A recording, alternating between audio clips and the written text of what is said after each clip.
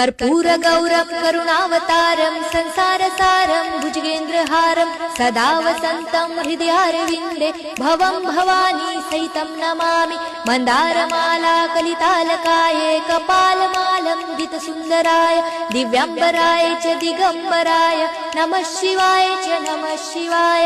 घालीन लोटांगण वंदीन चरण डोळ्यानी पाहीन रूप तुझे प्रेमे आलिंगन आनंदे पूजन भावे ओवाळीन म्हणे नमा।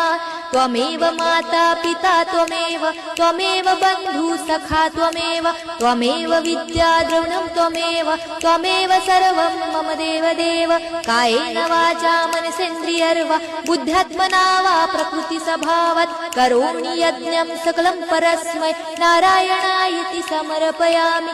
अच्युतं केशवं राम नारायणं कृष्णदामोदरं वासुदेवं हरे श्रीधरं माधवं गोपिका